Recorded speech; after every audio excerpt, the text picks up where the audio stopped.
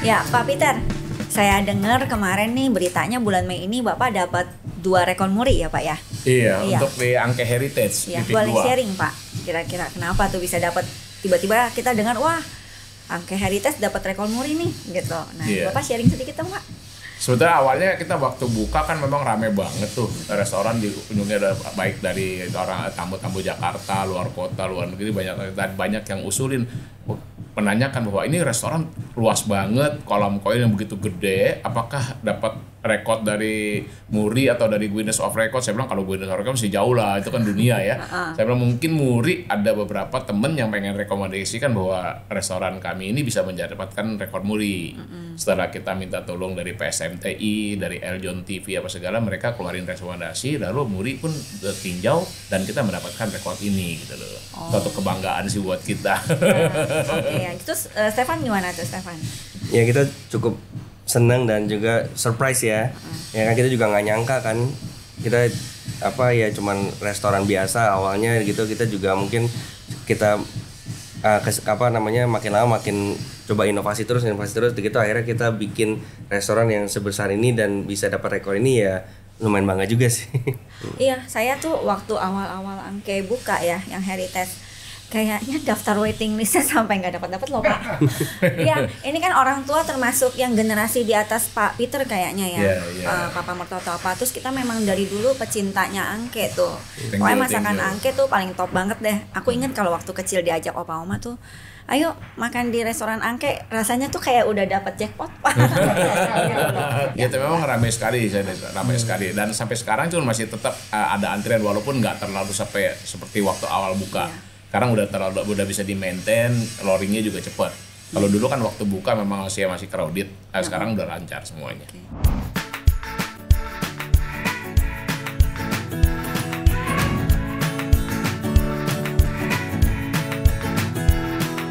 Welcome to RCC Podcast, Resto Cafe and Coffee, ngobrol bareng orang-orang populer di jalur kuliner.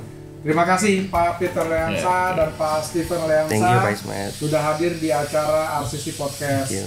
Pak, kita lanjutin cerita tadi Pak. Itu kan pasti ada fisik ya, bentuk fisik ya, dapat rekor muri itu ya. Bapak ada bawa ya? Ada Pak, ada. Ini yang satu ya. Ini bisa menjelaskan tentang apa nih? Ini untuk rekor restoran masakan Tionghoa terluas di Indonesia. Oke, restoran masakan Tionghoa terluas. Ya. Restoran terluas lah ya, betul. Tapi untuk Chinese food ya. Betul. Oh ya, oke.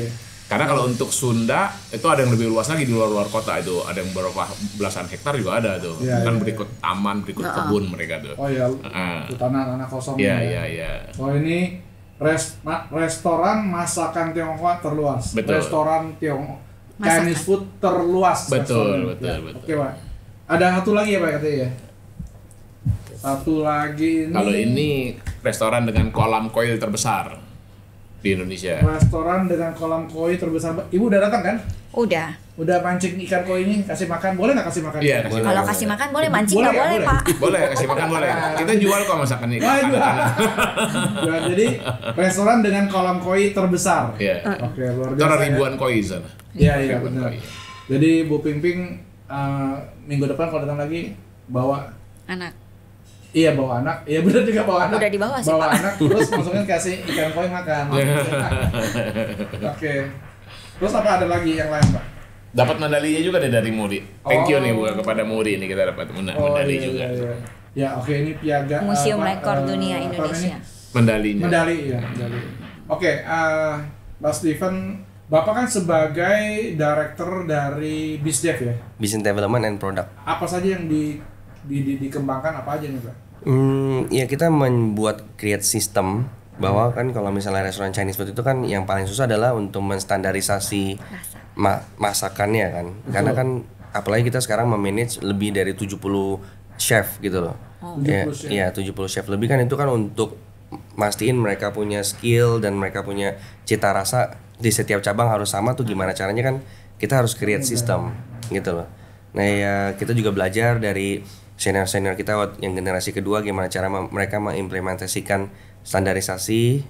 Nah mungkin di zaman kita bikin gimana cara standarisasi itu kita buatkan sistemnya gitu. Jadi setiap orang yang datang dan yang bergabung untuk bisa masak itu tuh udah tahu gitu loh gimana caranya untuk masing-masing menu tuh yang cita rasanya tuh yang standar gitu. Ya standar. Iya. Apinya segala macam. Apinya, equipmentnya, iya. Dan juga kan bukan cuma hanya cita rasa doang, kan zaman berubah, cita rasa pelanggan pun berubah. Ya kan kita juga mesti bisa melokalize cita rasa yang kira-kira zaman sekarang sama zaman dulu tuh orang maunya rasanya kayak gimana sih? Iya betul. Iya kan. Jadi kita lebih ke fusion Chinese lah gitu loh. Kayak contohnya kan zaman dulu waktu Papa bikin kan restoran masakannya banyak minyak, micin. Kalau sekarang nih udah hampir nggak terlalu terasa lagi itu minyaknya, micin udah nggak terlalu terasa. Jadi memang kita udah modified banyak sekali. Dan masih tetap maintain tamu-tamu makin seneng gitu. Menu-menu baru yang lebih kekinian juga kita. Cara platingnya juga penting. Kalau dulu kan cuma sekedar piring bulat, piring lonjong, langsung habis ongseng taruh di piring. Kalau sekarang kita kan gimana garnishnya, gimana leveling piringnya supaya kalau disajikan ke meja tuh nggak semuanya flat gitu loh. Piring bulat, piring lonjong doang. Kita ada leveling supaya dari kasat mata waktu orang foto pun juga jadi lebih bagus ya. Warna makanan juga kita perhatikan, ya kan, sizing setiap potongan kita perhatikan gitu. Pak Peter pernah info ke saya yang waktu yang lalu ya, bahwa makanan pun yang pertama, kedua, ketiga, keempat tuh diatur ya, supaya jangan sampai ketika alur udah dingin katanya alur keluar sayurnya tuh kita atur. Biasa tuh kalau misalnya perut kita kan kalau lagi dingin ya kan makan apa kan juga kadang suka nggak enak kan. Makanya gitu kenapa yang awal tuh harus sup dulu gitu, biar perut kita anget dulu. Jadi kita punya sense itu tuh ke trigger semua gitu. Jadi waktu makan yang lain tuh jadi semuanya rasanya lebih enak. Itu juga kita pikirin sampai situ. Itu bis dev terus ya. Dan itu kan sekarang juga kan tentunya anak-anak muda kan juga mesti diperhatikan ya. Kita juga sebagai anak muda kan juga bisdev makanan pun juga mesti kita perhatikan terus. Mesti diimprove terus ya. Iya, betul. Nah, itu di dalam divisi Bapak apa ada research and development? Iya, kita research terus. Yang latihan. Iya. Menu anak-anak genset, anak-anak mainnya terus ya ada. Terus ada terus. Karena kan tahun 80 orang sukanya makan seperti ini. Tahun 2000, 2010, 2020 itu beda semua. Udah beda ya. Iya kan?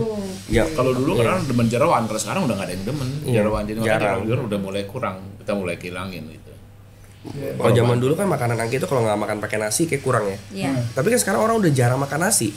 Pasti orang rata-rata kurangin makan nasi. Nah, berarti kan cita rasa asin kita mesti kita kurangin juga. Mesti kita standarin lagi. Kita mesti pelajarin terus. Kayak zaman dulu angke kan terkenalnya porsi gede, murah, enak gitu kan. Kenyang, puas gitu kan. Nah, zaman sekarang kita bukannya cuman kesana juga, kita mesti perhatiin kalau orang yang family kayak saya punya 2 anak tuh seperti apa. Kan nggak mungkin porsinya gede-gede gitu. Makanya kita create juga makanan-makanan yang lebih single serving, kayak panggangan, kayak chashu, siobak itu kan single bite gitu loh, yang anak-anak kecil suka gitu. Jadi kita develop terus kayak gitu. Bagaimana nih perasaan Pak Peter dan keluarga ya bisa mencapai pencapaian yang sekarang ini luar biasa ya? Karyawan dan keluarga saya itu semuanya bangga sih dengan hasil ini. Kita suatu bangga dan terharu bisa mendapatkan rekor muridnya. Nggak gampang ya istilahnya, nggak gampang apalagi di bidang F&B ya. Yang dapetin rekor muri mungkin juga jarang ya, kehitung dengan jari, dan kita sudah mendapatkannya. Karyawan saya juga bangga, keluarga bangga, dan kita teman-teman juga banyak yang mendukung kita sih, bahwa mereka juga bangga gitu loh. Dapatkan teman-teman sekolah, teman-teman tamu-tamu umum melihat Angke Heritage tuh luar biasa dan bisa mendapatkan rekor ini gitu loh. Suatu kebanggaan dan terharu lah istilahnya gitu dengan pencapaian ini. Nah, kita akan tetap berusaha memaintain dan memajukan lagi, membuat lagi yang lebih bagus, lebih apa gitu. Tetap kita akan jaga gitu. Ya, ini jadi trigger nih buat Pak Stephen generasi generasi ketiga Pak. Bisnis itu paling berat loh Pak. Iya, nggak gampang. Operasional pasti berat ya, karena mesti begitu menyajikan begitu banyak makanan dalam waktu yang bersamaan bisa loh. Kalau jam 7 malam orang makan kan. Kita bisa cater kalau untuk Angke Heritage kita bisa cater sekali keluar itu bisa 2.000-an orang kalau lagi benar-benar full Banyak semua. banget ya. Iya. Itu udah sakit kepala ya itu ya. Ya itu dia, balik lagi kita udah create sistemnya. Dan dapurnya itu udah kita pikirin bahwa kalau kita diserbu dengan di waktu yang sama tuh gimana cara pastiin sayurnya keluarnya sama gitu, jamnya nggak beda-beda jauh gitu loh. Jadi mau datangnya sendiri atau datangnya bergerombolan, keluar sayurnya nggak terlalu, jedanya nggak terlalu lama. Itu memang kokinya ada berapa? Kalau untuk di Heritage kita koki ada 18 ya. 18 ya. Iya. Yang di dapur kita bicara di dapur Tim kitchen saya ada 100 orang lebih. Yang semuanya ada di dalam satu ruangan gitu ya. Wah, itu bisa berantem tuh. Yang kita bangun adalah sistem yang kita bentuk ini. Lucunya dapur kita tuh kayak nggak ada orang. Iya. Tenang. Karena mereka udah tahu posisi mereka masing-masing, udah tahu job desk masing-masing. Masuk ke restoran yang bisa cater 2.000 orang itu, pas masuk ke dapur tuh kayak nggak ada yang kerja. Tenang. Gitu, nggak ada yang teriak-teriak atau nggak ada yang Iya dong, biasa kan. Kalau ini nggak ada kita. Sistem Itu semua udah by system. Jadi udah berjalan iya. ya. Jadi mereka tuh udah tahu mereka harus kerjain apa, udah tahu mereka harus ngapain. Udah nggak ada yang perlu teriak-teriak lagi gitu, ya kan? Mereka udah tahu gitu. Ya, dan itu lebih jadi smooth. Jadi nggak stres, jadi dibawa enjoy kerjanya. Karena kita mau teriak-teriak juga nggak bisa karena suara exhaust sama suara fresh air kan kenceng. Iya. Kita teriak juga belum tentu kedengeran. Iya. Gitu. Jadi by system aja mereka udah tahu nggak harus ngapain gitu. Jadi tenang kerjanya. Pak Steven itu backgroundnya dari anak bisnis atau memang otodidak belajar untuk develop bisnis yang ini nih? Autodidak semua, autodidak. Ya itu yang tadi saya mau nanyanya itu. Otodidak kalau sungguh-sungguh jadi lebih hebat daripada yang belajar. Karena yang belajar kadang-kadang udah merasa pinter, dia nggak mau belajar terus kan. Dan saya juga nggak bukannya yang benar-benar langsung ngurusin begitu karena kan memang dari awal cuci piring, sikat lantai, cuci sayur, ya? Potong daging itu juga udah dilewatin semua. Berarti jadi udah tahu sistem. Iya. Anak bos, iya. Duduk tinggal perintah-perintah. Oh tinggal udah itu dulu ini bawah, ya? semua di kuliah aja sambil semuanya restoran sendiri. Apa namanya luka-luka bakar bekas masak tuh semuanya ada tuh. Bekas potong ada semua. Udah lewatin semua ya. Dari bawah ya. Iya. Walaupun anak bos itu dari bawah ya. Iya. Berarti didikannya bagus ya Pak? Lebih cepat ya. Berarti udah dicemplungin dari umur berapa nih Pak Steven nih? Saya dulu saya pertama awal mulai di Australia buka restoran Indonesia itu tahun berapa ya lupa? 2009. Masih umur berapa waktu itu Pak? Dulu 23 lah. Kerja sendiri, apa sendiri? Kerja sendiri. Semuanya serving semua sendiri, masak sendiri. Buka restoran apa kerja di restoran? Bukan restoran. Bukan restoran. Ya. Waktu itu bayar gaji kan mahal kan? Iya, take over orang punya. Iya. Take over juga maksudnya kan ngegaji. Iya. Di mana? Di Australia kan? Berarti kan bule kan? Iya. Bule kan nggak mau disuruh masakan Chinese. Padahal masakan Chinese di sana dianggap favorit juga kan? Iya. Jadi mesti masak dia sendiri. waktu balik ke sini ya kita juga ke pasar jam 5 pagi juga pasar, pilih lindung, pilih saklon juga dulu. Minimal awal-awal pekerjaan awal kita mesti ngerti gitu, kita mesti mendalami baru kita bisa bikin sistemnya apa yang kurang kan. Kerjaannya gimana supaya bisa bikin lebih baik gitu loh, bisa menjiwai efisiensinya gimana caranya kalau kita nggak pernah ke bawah mana tahu. Betul. Iya, karena nggak sederhana ketika kalau kita makan kan gampang Pak. Iya. Wow, makan nih enak ya kan, nggak tahu di dapurnya kayak gimana. Iya kan. Iya. Banyak campuran segala macam. Nah, Bapak mempelajari sebelum Bapak mengembangkan bisnis itu. Betul. Iya. Nah, ini pertanyaan buat Pak Peter. Gimana caranya nih Pak Peter dengan saudara-saudara nih bisa benar-benar tuh legasinya pas turun ke anak itu bisa dapet nih anak-anaknya kayak Pak Steven contohnya salah satu yang dibawa hari ini ya. Legasinya itu tetap kontinuitasnya itu nggak sampai break gitu loh, nggak sampai putus. Ya Pak, dari gimana? awal papa ngajarin waktu itu dia bilang setiap weekend selalu kumpul. Lalu yang kita ajarkan adalah norma-norma keluarga. Jadi kalau sama keluarga tuh jangan sampai ribut. Kalau dalam meeting silang pendapat biasa tuh, tapi tetap harus ada penentu. Misalkan contohnya saya sebagai direktur yang menentukan, ya saya tentukan yang benar ini ya anak saya nurut, yang benar anak saya yang lain nurut gitu. Jadi netral. Kalau itu udah bikin netral, umumnya kericuan di bawah tuh biasa, nggak ada masalah. Di meeting di meja tuh adu argumen biasa, tapi setelah itu ya udah jalan berdasarkan keputusan meeting. Apapun yang diputusin meeting jalan semua. Nggak dibawa ego ya? Iya, nggak ada egonya gitu. Itu penting. Dan kita nggak boleh istilahnya mentang-mentang ini anak, ini ponakan kita belain masing-masing, enggak. Kita semua netral. Yang benar ya benar, yang salah ya salah gitu. Saya juga sering disalahin bela karyawan. Kalau karyawan punya input benar, kenapa kita mesti bawa ego kita? Ikutin dong yang baik gitu loh. Bahkan kadang-kadang saya sendiri salah keputusan, mereka bilang komplain ini salah nih gini. Kita mesti mundur bahwa kita mesti benar, bukan menyatakan ini salah, kita jalanin yang lain yang benar gitu. Berarti memang dalam keluarganya Pak Peter ini apa Pak, kalau saya bilang norma keluarga kayak bang ticek kue apa pakai bahasa Cinanya itu Pak, norma etikanya itu fungsi sikuan di dalam keluarga itu. Jadi kultur keluarga yang kita jaga kulturnya gitu. Ya berarti makanya legasinya bisa turunnya smooth gitu sampai Nina tenang lah ya. Ya kalau bisa Papa terus di surga Pak udah senang ya. Tapi kita di sini 60 tahun udah termasuk legendaris ya. Kalau kita hitung orang Jepang kayak Kikomen tuh saya pernah kecap Kikoman merasa saya pernah ketemu sama bos-bos mereka tuh. Saya pernah ketemu dan saya emang nggak ditanya, ini Angke udah umur berapa? Saya waktu itu masih udah 55 tahun. Saya bilang, saya baru 55 tahun, kayaknya saya seneng gitu menyatakan bahwa 50 tahun.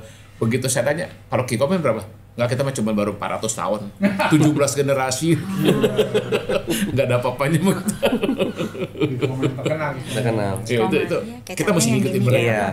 Kulturnya luar biasa itu. Saya dengar Bapak punya kebiasaan ya, dimana kalau ada tamu datang ke Angke Heritage atau dimana Bapak berada lah ya, di restoran Bapak suka menemui, memberi salam, bertanya. Itu belajar dari mana tuh Pak? Zaman Papa juga gitu. Zaman Papa kan Papa suka minum, jadi sekarang tawarin teman-teman ngobrol-ngobrol. Zaman dulu kan memang nggak banyak mejanya juga ya, jadi temenin ngobrol apa segala.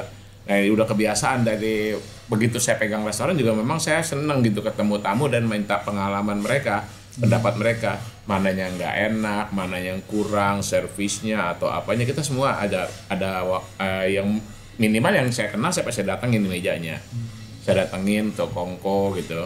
Kan mereka juga merasa bahwa kita nih merasa sama mereka udah kayak temen, bukan sebagai customer sama pemilik restoran lagi. Jadi mereka apapun yang mereka rasakan enak ya bilang enak, nggak enak ya bilang nggak enak. Dan kita punya satu laporan tersendiri setiap minggu itu kita ada dapat laporan bahwa restoran ini meja ini kurang enak ini atau yang ini merasa puas apa segala. Nah kita pelajarin setiap minggu. Ada riset ya. Kita evaluasi terus setiap minggu. Berarti ada kayak isi quiz note gitu. Iya, jadi kita setiap supervisor atau manajer restoran tuh suka keliling juga nanyain input customer. Habis itu kita meetingin di setiap meeting manajemen, kita bahas dan kita evaluasi. Dan itu kerjaannya harus setiap minggu, kalau bisa tiap hari malah. Jadi bisa tahu reviewnya dari customer. Iya, betul. Penting itu penting. Karena kalau kita sudah berbangga diri, itu yang bahaya kan. Orang bilang kita jatuh bukan karena batu besar ya, karena kerikil-kecil ya. Serimpet. Iya, maka kerikil-kecil itu yang harus dianalisa kan. Di sini kenapa ada risetnya ya. Kita itu kalau mau jual makanan juga kita bukan jual apa yang kita mau jual. Kita jual apa yang customer mau. Makanya itu service ya. Iya. Jadi kita bukan jual gue lagi mau bikin menu ini nih, gue mau jual Kita nggak gitu.